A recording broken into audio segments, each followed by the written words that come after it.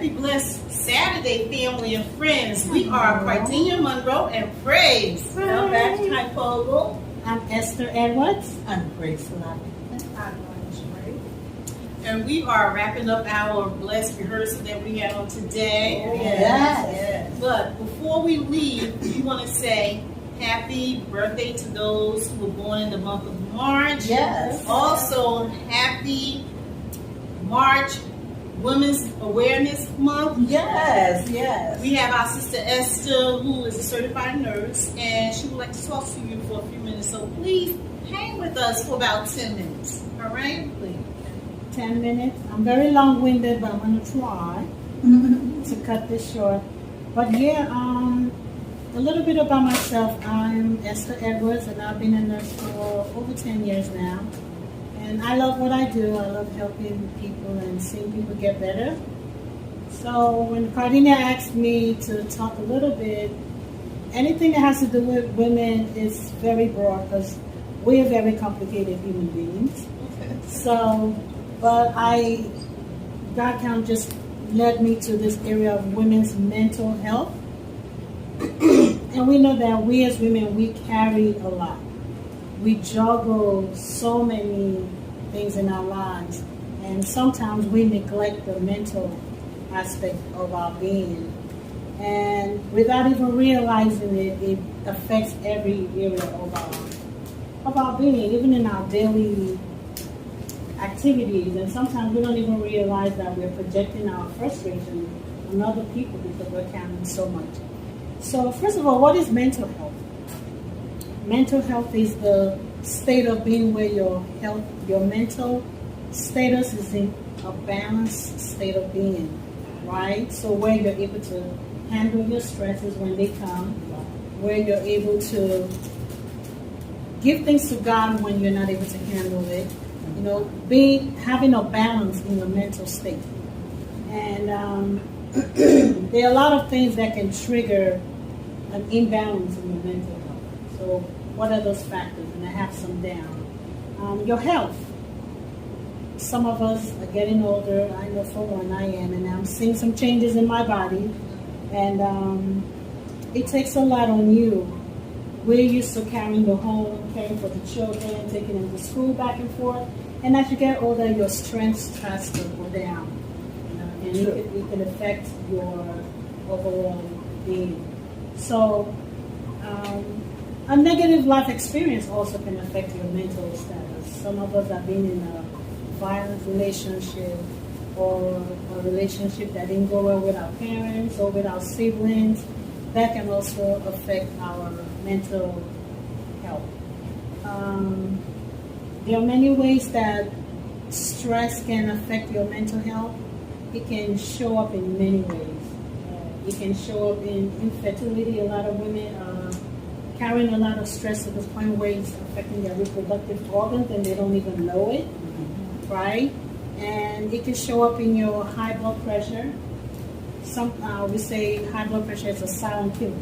Yeah. You don't know you have high blood pressure until you go to the hospital for one other reason, and then they find out your blood pressure is like to the roof, right? Right. So a lot of these things can affect us and we not even know it. Also unemployment. A lot of things are going on today. Financially, the economy is going crazy, and a lot of us are being challenged. And a lot of women are finding themselves in a situation where they have to carry the family on their own. We're praying for our men to step up, but in some cases, the women have to carry that burden. And that can be stressful. If you don't have a good job where you can take care of your kids and maintain a good quality of life for them, that can affect your mental health, right? And being a mother for the first time also can be stressful because you don't know, what's going to happen. You're worried about how the baby's going to grow up and be a good human being. So that also can be stressful, right? So how can you identify when your mental status is getting off whack? Know your triggers, right? As an individual, you need to know what makes you stress. So if you know you have this one friend when you go to their house and you come out of there and you have a headache, right? Right. That should give you an inkling that this person is not doing me well, right? Right. Or maybe I need to change my interaction with this person, Right. right? Or if you know eating certain foods can trigger your headaches or can trigger some reaction in your body. Right. So know your body and know what triggers the stress. Because ultimately it's the stress that, keeps you off balance mentally, right? So what are some physical signs that can tell you that you're mentally off balance and you're not sleeping? They call that insomnia medically. So if you know you're going past 24 hours and you're not sleeping, we have a problem and we have to deal with that. Because we know that God created the sleep cycle for a reason. The reason why we go to sleep is not just to sleep. Because during your sleep period, that's when your body builds new cells. That's where they grow, right? So if we're not sleeping, we're not giving the body a chance to regrow and re-strengthen itself and rebuild, So having good sleep is very important, right? When you see you having headaches, that's happened to me a lot. When I see that I'm having headaches, that's my body telling me, girl, you need to go and rest. And so when I take that nap, I know I don't do power naps in the afternoon, but when I take that nap, when I wake up, the headache is gone. So that's your body just naturally telling you, slow down. It also is telling you that maybe you're dehydrated and you need some water. Right? So when you have those headaches, it's time for you to stop, drink some water, take a little nap, and just give yourself some time to recuperate. Right? If you find that you're having trouble concentrating, that could also be a trigger that you're imbalanced somewhere. Right? So that's a time for you to step back and give yourself time to regain some balance. And let's see what I have. If you also find yourself being depressed, this is something we don't talk a lot about, but depression is real.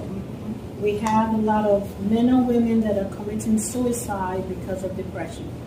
So if you find yourself in a situation that you are being overwhelmed by your circumstances, that's when you need to speak up. But with women, we do a little better because we like to talk about how we feel, as opposed to the men. The men die in silence. Right. Because society has kind of groomed them, you have to be a man. So even when they're going through stuff, they don't talk about it. Well, women, it's much easier for us to talk about what we're going through or how we're feeling if we trust the person that we're talking to. Right? So that's also, so if you find yourself that you cannot get out of bed for some reason in the morning, you're neglecting just the basic necessities like taking a bath or brushing your teeth, caring for your children, you're slipping into some form of depression and we need to nip it in the bud right in the beginning. Talk to somebody that you trust, your pastor, your friend, family member, anybody that you trust. If you find that you're going through that phase in your life where you just need depressed and you don't want to get out of bed, that's the time you need help.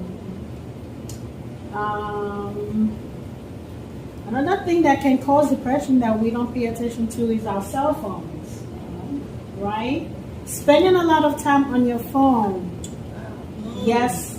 I know that's happened to me sometimes when I just want to relax, and then I find out that I've spent too much time on the phone. When I get off the phone, I have this guilt that comes over me. Guilt that's saying, you shouldn't be on that phone for that long. You should have been praying or studying your word. So and that could easily slip into some form of depression. And even I've heard that even in young people, staying on your phone for too long also can cause depression, right? So you staying on Facebook and you see all these people going on vacations, and you're like, well, that can be me. And then you start comparing your life to the people on Facebook, and that brings about some form of depression because you're feeling like I'm not measuring, you know. So those are things that we need to nip it in the bud and cut down on the hours we spend on the phone and spend some time doing other things, right? Right. Am I doing good so You're far? doing good. You're doing Okay. good. All right. Also, stuff that signs that you can tell that you're mentally imbalanced. If you see that your appetite is not good, you're tired a lot, that also can be a trigger. If you're anxious a lot, just worrying over stuff that haven't even happened yet, that also can be a sign that you're mentally imbalanced. Feeling overwhelmed, feeling irritable. I mean, you're just going off on people for no reason. Somebody's just staring at you. They're probably looking at the person behind you, but you think they're staring at you, and you go off on them for no reason, right? Projecting your frustration on other people without even realizing it. That also can be a sign. So, what can stress do to your body? What can mental imbalance do to your body? Like I said before, it can, in some women, it can cause infertility. It can also cause poor skin health, right? It can suppress your digestion. You're constipated, but you don't know why you're constipated. It could just be that you're mentally imbalanced, okay? And it can also suppress your immune system. Now, we know our immune system is what fights disease in our body, right? So if your immune system is low, you find that you get sick a lot. You catch a lot of colds. You're wondering why I just can't get this off of me. I feel sick all the time. It's because your immune system is low because of stress. So we need to cut down on the stress a lot. So what can we do to maintain a balance?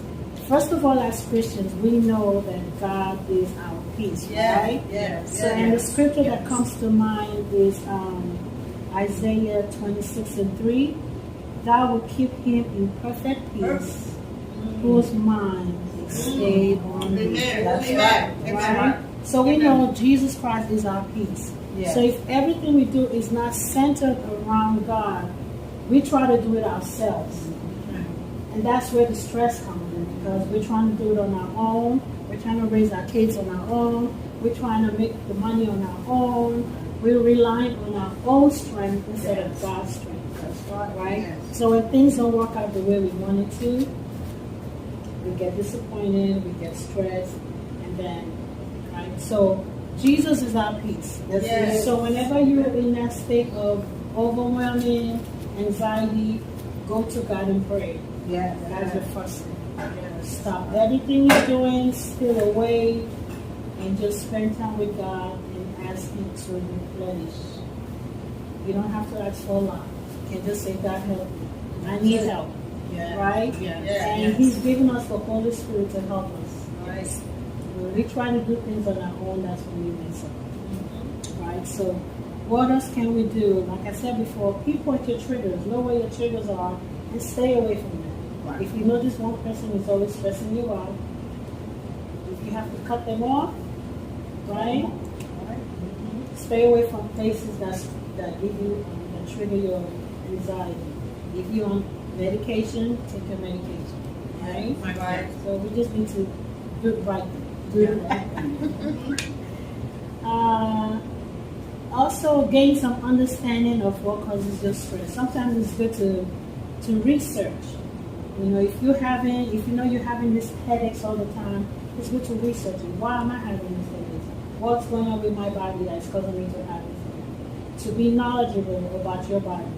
And even sometimes, even when the doctor gives you some medication, we need to know what the medication is for. We need to know the side effects of the medication, right? So be knowledgeable about what stresses you and how to avoid it. And relaxation techniques, we don't do this a lot, but it's good to relax. Breathing exercises like we did before we started our rehearsal, we noticed that it made a huge difference once we started singing, right? So relaxing.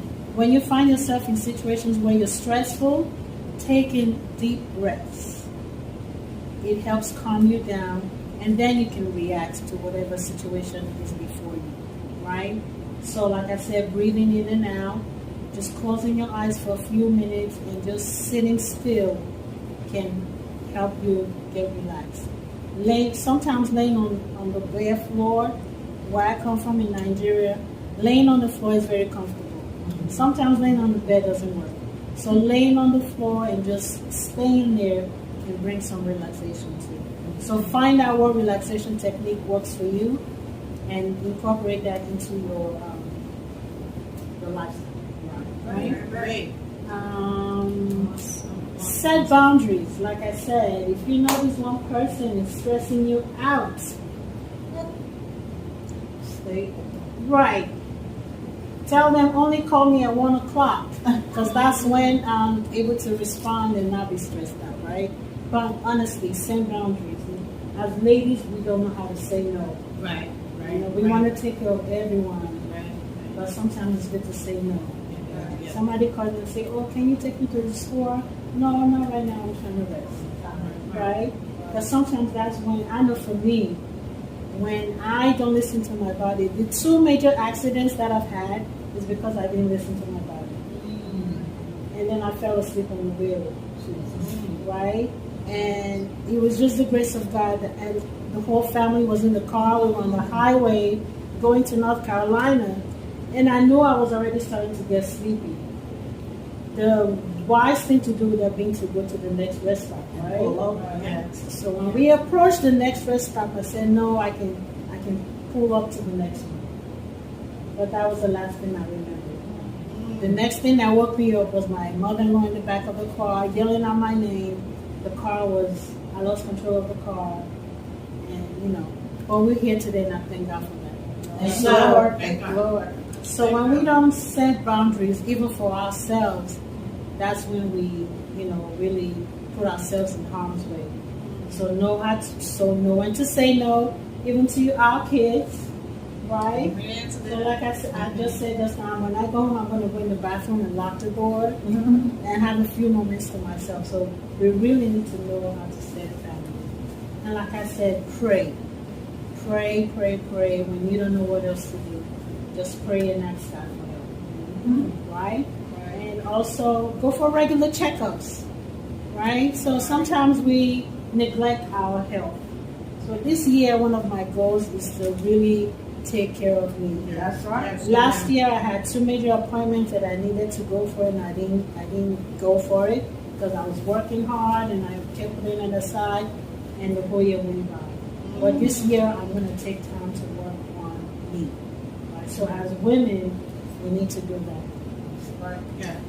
Right? And then, lastly on my list, spend time with family. There's nothing like spending time with family. Family brings joy to us. Yes. Right? So spending time with your family is very, very, very important. Question: is family just blood? No. Family doesn't have to be blood. We're family. Right? Family doesn't have to be blood. Anybody that you know, when you are around them, they help you get better. They help you be a better human being. Yes. Those are the kind of people you want to be around. Some family members. Okay, I'll leave it like that. Yeah, right? All right. I'll leave it like that. So I hopefully these few tips has helped you and it's helped us. Yes. Thank you. We appreciate Thank you for giving me the opportunity. We appreciate you. Thank you. Thank you. Thank you for hanging around. Bye. Thank you. You stay happy. If you have any questions, you can look us up on Facebook, Cardelia Monroe and Praise. Praise. God bless.